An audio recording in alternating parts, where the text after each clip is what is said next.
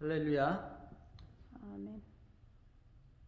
한국에 초대교회 시대가 있었습니다. 그때 한 선교사님이 이 송구영신 예배를 드리는데 이렇게 얘기했대요.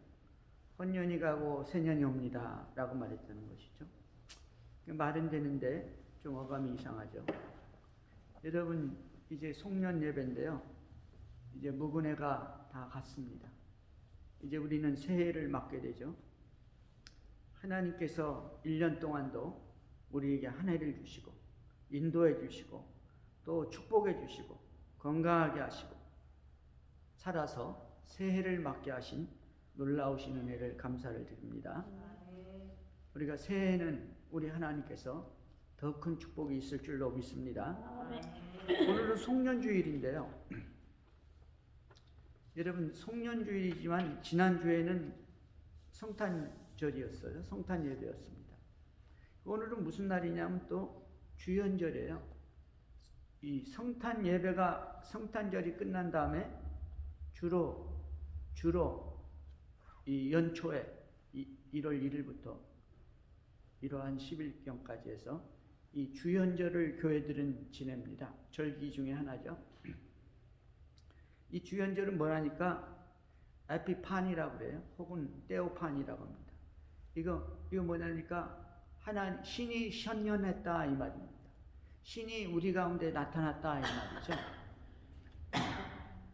아브라함한테 우리 하나님이 나타나셨어요. 천사의 모양으로 나타나셔서, 천사 세 분의 모양으로 나타나셔서 아브라함에게 식사 대접도 받고, 그리고 어떻게 했습니까?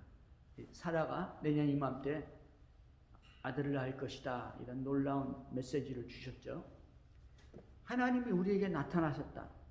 이게 뭐냐니까 다른 말로 하면 임마누엘이거든요. 하나님이 우리에게 나타나셔서 함께 하시는 거예요. 지난주는 성탄이었는데요, 우리 예수님이 태어난 기간이죠.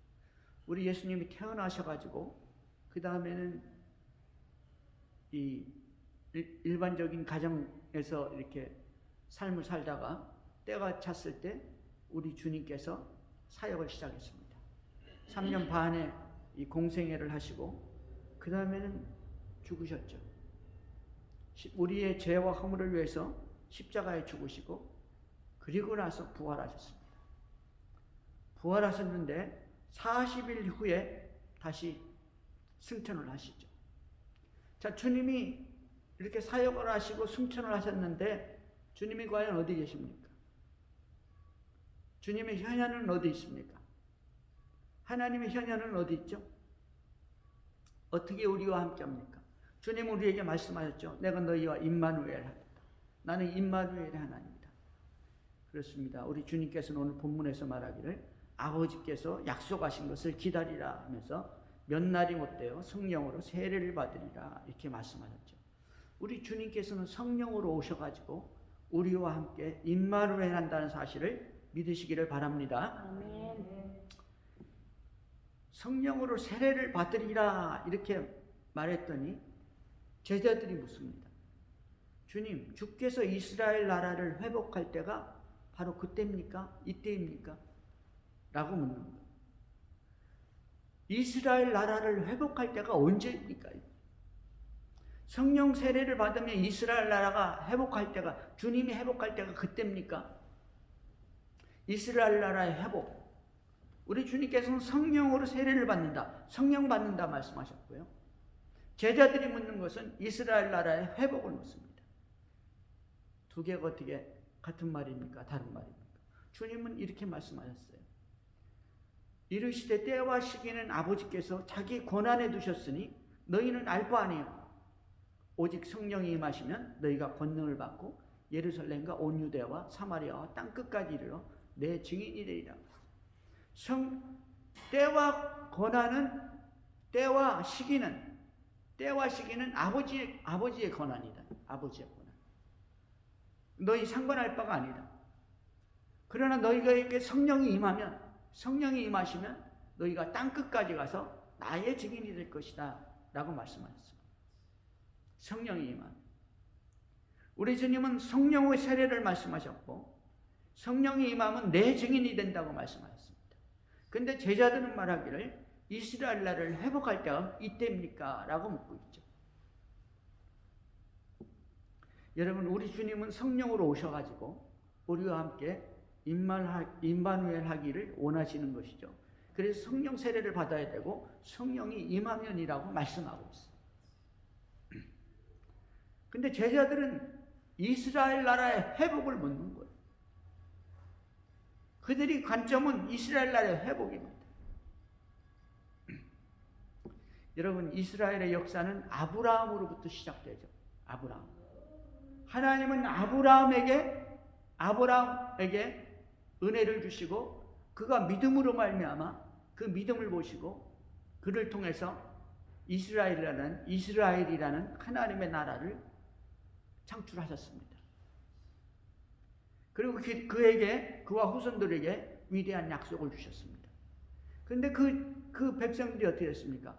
애굽에 가서 43년의 이 노예 생활을 하고 그리고 나서 모세를 통해서 하나님은 40년의 광야 생활을 하게 하고 그리고 가나안 땅에 들어옵니다. 여러분, 하나님께서 430년의 노예 생활을 하게 만들었어요. 그것은 고난이고 그것은 고통이었습니다. 그리고 완전히 이 고난의 삶 속에서 쪄들었습니다. 그럴 때 이스라엘 고난에 쪄들었죠. 근데 하나님께서는 그들을 해방과 자유를 주셨는데요. 또 광야에서 40년 동안 고통스럽게 하시는 거죠. 왜 40년이나 고통을 주셨습니까? 일주일이면 가나안 땅에 들어갈 수 있는데, 물론 불순종해서 하나님께서 그렇게 했다고 했는데요. 그 내막을 또 보면은 이스라엘 백성들이 하나님께서는요, 그들이 순종해서 아무 문제가 없는데 하나님께서는 40년 동안에 이스라엘 백성들을 훈련을 시킵니다. 무슨 훈련을 시키니까? 우상 숭배에서 완전히 해방을 시키는 거예요. 모세가 없어지니까 어떻게 됐습니까? 금덩어리를 가지고 금송아지를 만들었잖아요. 그리고 이 사람들이 뭐라고 말했냐면 이것이 애굽에서 우리를 구원해낸 하나님이라고 했어요. 신이라고 했습니다. 누가? 금송아지가. 여러분, 금송아지는 여호와 하나님이 아니죠. 금송아지는 사람이 만든 송아지입니다. 그 우상이라고 그러죠.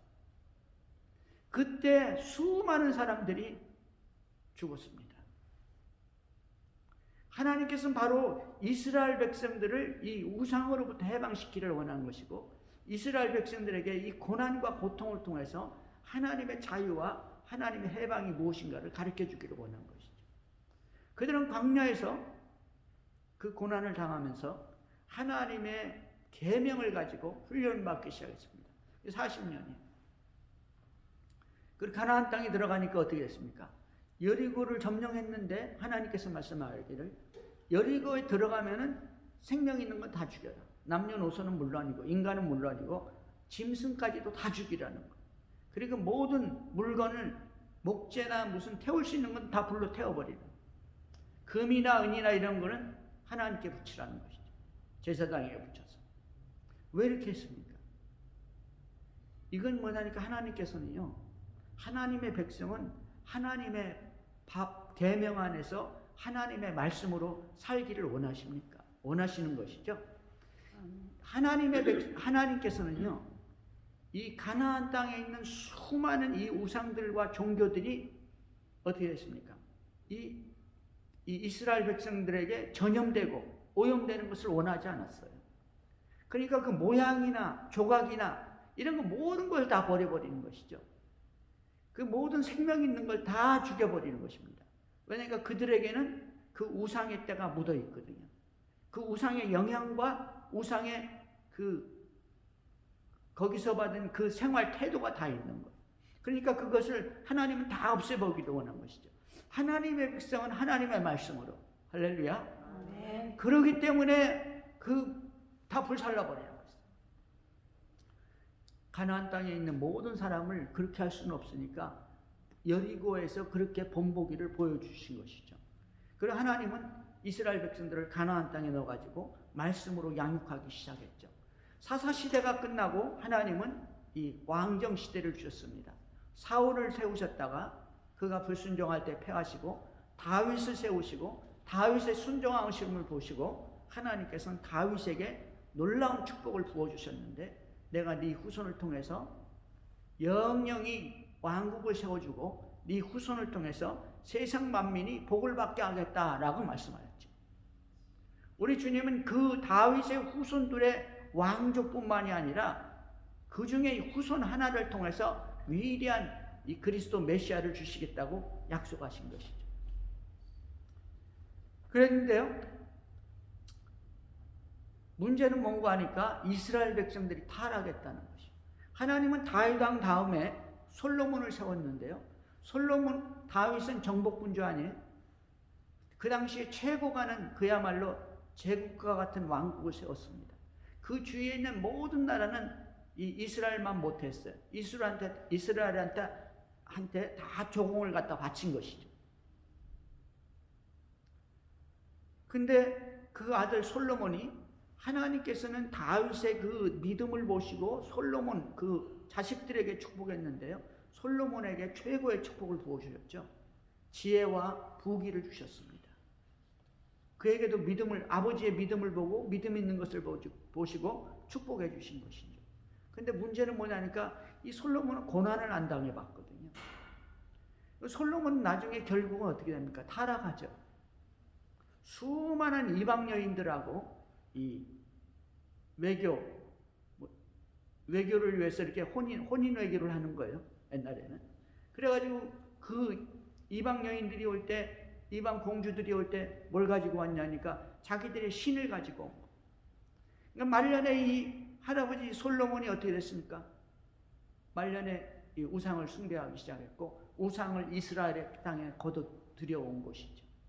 이 솔로몬이 말년부터 하나님께서는 그를 징계하기 시작해가지고 결국은 솔로몬이 죽은 다음에 그 아들 때 나라가 둘로 갈라지게 되죠. 그 북왕국 이스라엘이라고 합니다. 멸망했죠. 아수르에게 멸망하고 그 다음에 남왕국 유다, 이 유다의 백성들, 다윗의 후손들이 왕노릇을 했는데 20명의 왕이 왕노릇을 했습니다. 그 북왕국에는 왕조가 9개인가 그래요. 왕조가. 근데 남왕국 유다에는 어떻게 했어요? 왕조가 딱 하나, 다윗의 왕조 하나예요. 왕이 한 20명 되고요. 이 북왕국이 멸망한 다음에 어떻게 됐습니까? 136년 후에 남왕국 유다도 멸망을 했어요. 북이스라엘이 멸망한 다음에 남왕국 유다도 멸망을 했는데 약 136년 후에 바벨론 느부갓네살에게 멸망을 당하게 되죠. 이 왕조가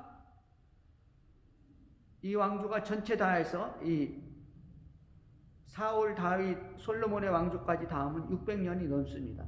근데 결국은 시드기야 왕 때 이 이스라엘 나라, 남왕국 유다까지 완전히 멸망을 하게 되죠.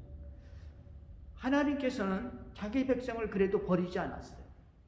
이 사람들이 멸망한 이유는 뭐냐니까 왕들이 후대에 가면서 왕들이 믿음 있는 왕들도 있었지만 거의가 다 믿음을 다 버렸어요.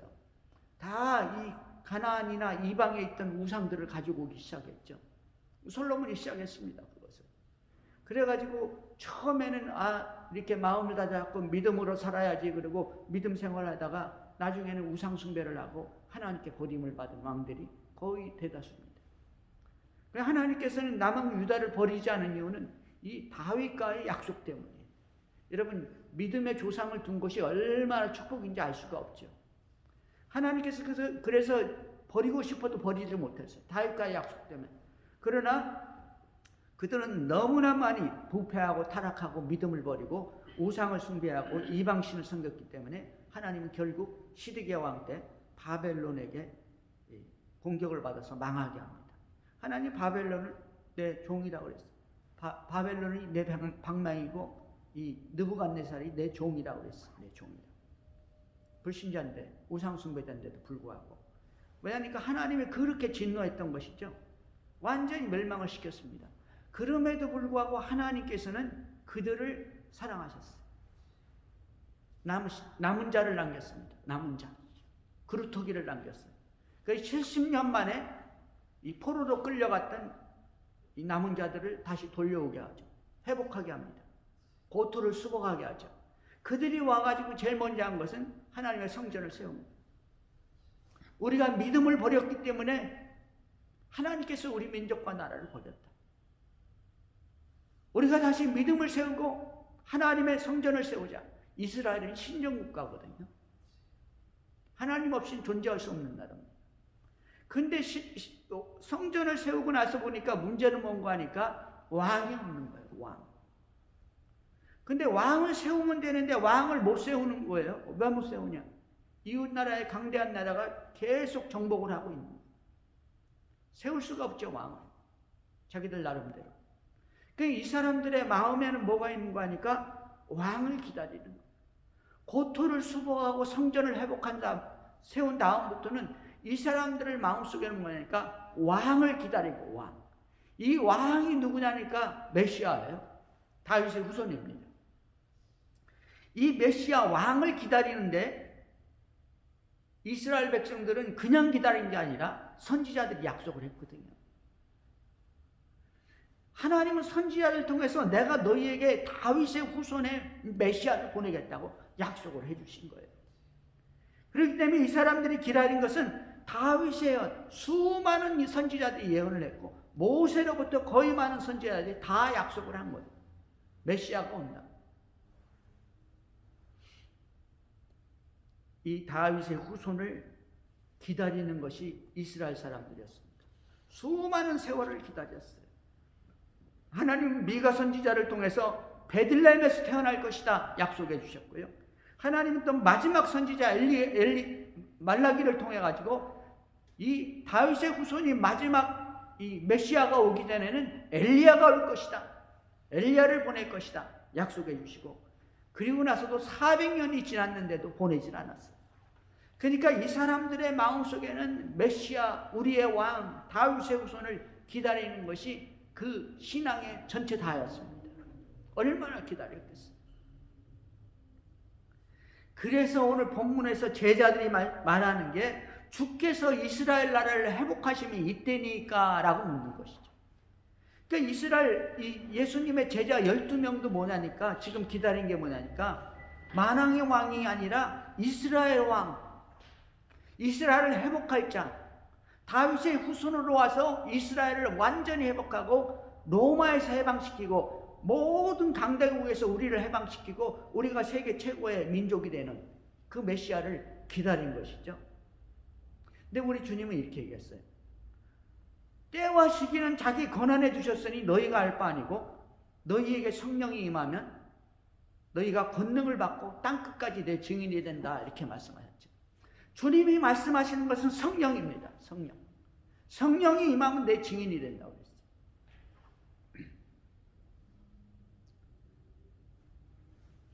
그런데요, 이 헤롯 왕 때도 보면 어떻게 됐습니까? 헤롯 왕 때도 동방박사들이 와가지고 유대인의 왕이 어디 계시냐? 어디서 나셨느냐? 우리가 이 동방에서 이 별을 보고 유대인의 왕의 별을 보고 우리가 그에게 경배하러 왔노라. 유대인의 왕이 어디서 나셨느냐 하니까 난리가 났죠. 헤롯 왕이.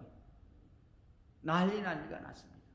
그러니까 헤롯 왕이 이 서기관 바리새인들을 불러가지고 제사장들을 사두개인들을 불러가지고 물어보니까 미가서를 펼치는 거예요.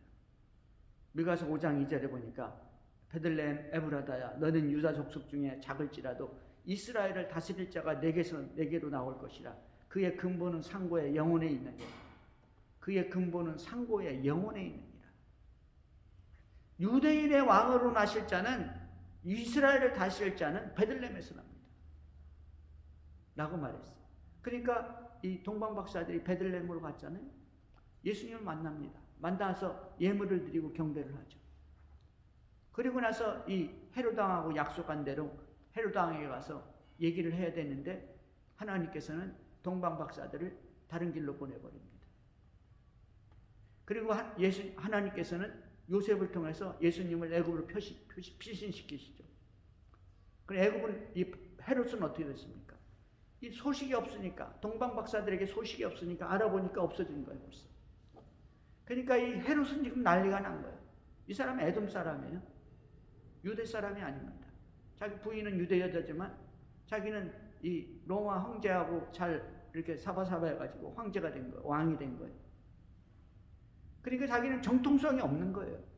자기는 이 사람은 이스라엘 왕이지만 정통성이 없다고요. 베들레헴에서 태어나질 않았어요. 에돔에서 태어났거든요. 그러니까 이 사람이 지금 난리가 난 거죠. 그러니까 베들레헴에다가 어떻게 했어요? 군대를 보내가지고 2살 아래의 사내양이 다 죽여버린 것이죠. 정통성을 없애버리는 거예요. 그래 자기가 왕 못하니까. 이 예언에 기록된 대로 선지자들이 예언한 이 메시아가 어디서 나냐니까 바로 베들레헴에서 나는 것이죠. 그 예수님께서 제자들을 부르실 때 빌립이 나다나엘을 가서 전도를 합니다. 야, 친구야, 모세가 율법에 기록하였고 여러 선지자가 기록한 그 일을 우리가 만났으니 요셉의 아들 나사렛 예수라. 그러니까 지금 이 다윗의 후손을 만났다. 선지자들이 기록한 그 메시아를 만났다. 우리나라를 회복할, 이스라엘을 회복할 메시아를 만났다. 누군데? 요셉의 아들 나사렛 예수야. 그러니까 나다나엘이 뭐라 했습니까? 나사렛에서 무슨 선한 것이 날 수 있겠느냐? 나사렛에서 무슨 선한 것이 날 수 있겠느냐? 라고 말하죠. 여러분, 나사렛에서 무슨 선한 것이 나겠어요? 네?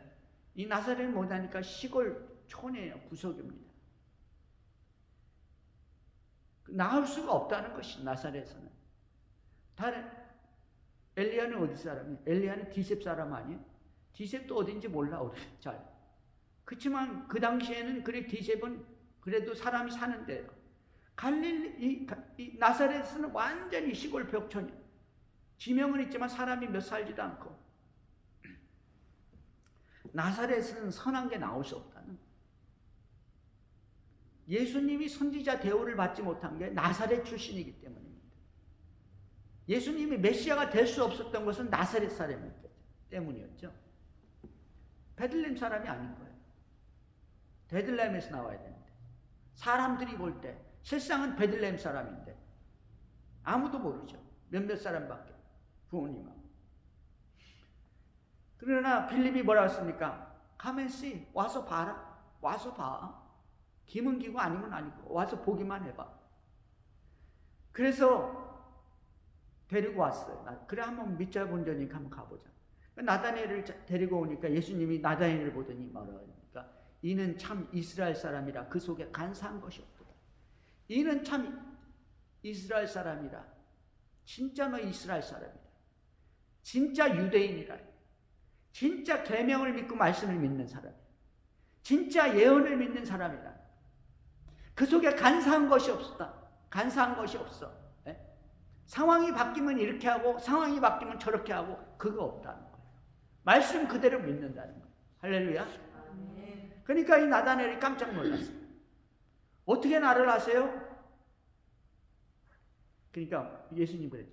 빌립이 너를 부르기 전에 네가 무화과 나무 아래 있을 때 내가 봤다. 여기에 비밀이 있습니다. 빌립이 부르기 전에 이미 내가 너를 봤다 이거예요. 그것도 무화과 나무 아래 있을 때. 근데 이 소리를 딱 하니까 나다나엘이 뭐라니까 랍비여 당신은 하나님의 아들이시오. 당신은 이스라엘의 임금입니다. 다윗의 후손으로 오시는 이스라엘의 임금이다. 하나님의 아들 메시아라는 거예요. 제일 먼저 제자 중에서 믿음을 고백한 사람이 나다나엘입니다. 바돌로메죠. 여러분 이 나다나엘이 왜 나사렛에 선한 것이 나겠느냐라고 말했습니까? 베들레헴에서 나와야 되거든요. 베들레헴에서. 우리 주님은 실상은 베들레헴 출신이었죠. 그래서 예수가 사람을 그렇게 많이 몰고 다니고 기사와 이적과 능력을 행해도 헤롯이 예수님 시대 헤롯은 예수님 태어났을 때 헤롯 대왕의 아들입니다. 그런데 이 헤롯이 예수가 그러고 다녀도, 빌라도가 그렇게 다녀도 눈 하나 깜짝 안 했어요. 왜 그랬습니까? 이게 나사렛 사람이거든요. 나사렛 사람.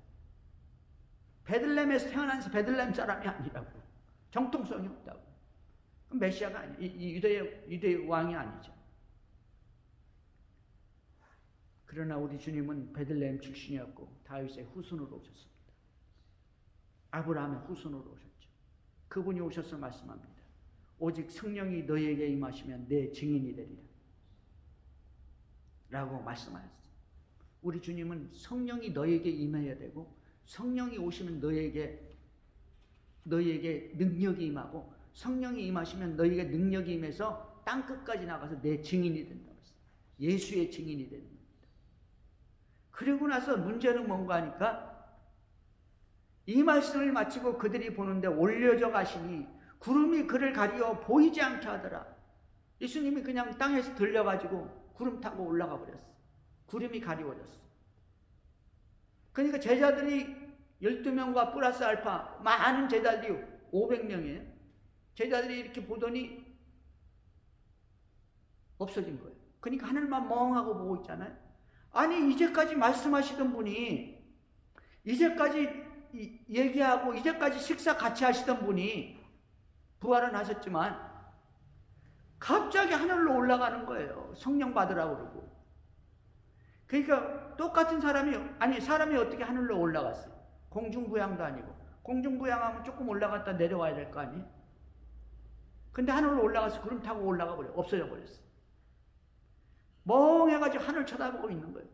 이런 세상에 이런 일이 다 있나? 근데 갑자기 누가 뭐라고 그러는 거예요? 보니까 흰 옷 입은 사람 2명이 있는 거예요. 천사 2명이. 천사야, 천사. 여러분, 천사들은 다 대부분 30대 전후반의 청년들입니다. 천사들은 여자가 없어요. 아기도 없고, 천사는 날개도 안 달렸고. 성경에서는 다 청년들이에요. 흰 옷 입은 천사 2이요. 갈릴리 사람들아, 뭘 그렇게 하늘을 쳐다보고 있냐? 갈릴리 사람들아, 어찌하여 서서 하늘을 쳐다보느냐? 너희 가운데서 하늘로 올려오신 이 예수는 하늘로 가심을 본 그대로 오리라 하시리라. 여러분, 여기 핵심이 있습니다. 오늘 설교 이거 말씀드리려고 한 거예요. 하늘로 가심을 본 그대로 오시리라. 너희가 본 그대로 오시리라. 우리는 이 본문이요, 재림을 약속하신 거예요. 첫째는. 근데 우리 주님께서 뭐라고 말하니까? 성령이 너희에게 오시면, 성령이 너희에게 오시면. 우리 주님께서 이렇게 말씀하셨습니다. 보혜사 곧 아버지께서 내 이름으로 보내실 성령, 그가 너희에게 모든 것을 가르치고 내가 너희에게 말한 모든 것을 생각나게 하리라. 성령이 오시면 예수님이 한 모든 것이 생각나고 모든 것을 다 가르치신다는 거예요. 성령이 오시면. 예수님이 말씀하신 거예요. 근데 이 성령이 누군지 아세요? 요한복음 14장 26절. 보혜사 곧 아버지께서 내 이름으로 보내실 성령. 성령의 이름이 뭐냐니까 내 이름이야, 내 이름. 성령의 이름이. 할렐루야. 이 성령이 누구냐니까 예수예요, 예수. 예수님이 오시는 거예요. 어떻게? 하늘로 가심을 본 그대로. 너희가 본 그대로 오리시. 너희가 본 그대로 예수님의 형체가 이제는 성령으로, 영으로 어떻게 했습니까? 너희가 내 안에, 내가 너희 안에 있으면 무엇인지 구하라. 내가 너희 안에 있겠다. 성령으로 우리 안에 온다는 사실을 믿으시기 바랍니다.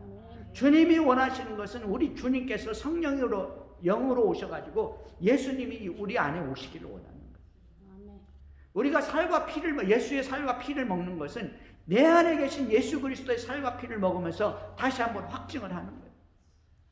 예수님은 내 안에 계시다는 거예요. 예수님은 내 안에 계신 것을 믿으시기 바랍니다. 그 우리가 주님께서 뭐라는 거예요? 성령 받아라, 이거. 성령 받아라. 네. 여러분, 똑같은 사람이 갑자기 있다가 하늘로 올라가 버렸어요. 구름 타고. 근데 그 주님이 말씀하신 것들이 예루살렘을 떠나지 말고 모여서 기도해라. 몇 날이 못 돼요. 성령 받으리라. 그러니까 그 말씀을 하니까 어떻게 되겠어요? 내가 다시 너희에게 오겠다. 보혜사가 온다. 성령이 온다. 너희가 본 그대로 오신다. 너희가 본 그대로. 제자들이 깜짝 놀랐죠. 가슴이 두근두근하죠. 우리는 그냥 읽으면 그런가 보다 그러죠. 책이니까. 그러나 성령이 역사하면 가만히 있을 수가 없어요. 이 말씀 듣고 소리 질러야 돼요. 그래서 이 사람들이 500명 중에서 380명은 없어지고 120명이 남아가지고 마가에다가 기도한 거예요. 열흘 동안이 아니에요. 지금 작심하고 언제까지인지 모르지만 기도하는 거예요. 기도에 전심했다. 네? 밥 먹고 자는 거 외에 기도밖에 안 했어요. 기도밖에. 다른 일을 안 해요. 기도. 열흘째 됐을 때 기도하는데 120명이 모여서 기도할 때 열흘째 됐을 때 불같은 성령이 임한 것입니다. 할렐루야. 예수 그리스도가 오신 거예요. 영으로 오신 거예요. 영으로. 각 사람 마음에 오신 거예요. 불로. 여러분 이 성령 받으시기를 바랍니다. 우리가 과연 지난 한 해 동안 성령의 인도함을 받은 삶을 얼마나 살았습니까? 우리가 과연 성령 충만한 삶을 얼마나 받았고 성령의 은사와 열매는 얼마나 받았습니까? 얼마나 나타났습니까? 사랑하는 성도 여러분, 새해에는 우리가 이 성령을 받아서 예수 그리스도가 내 안에 오셔가지고 성령의 은사들이, 성령의 열매가 여러분의 삶의 생활 속에서 충만히 나타나가지고 아버지 하나님께 영광을 돌리는 거룩한 백성들이 되기를 주의 이름으로 축원합니다. 하나님 아버지, 크신 은혜를 진심으로 감사를 드립니다. 아버지 하나님, 이 시간에도 함께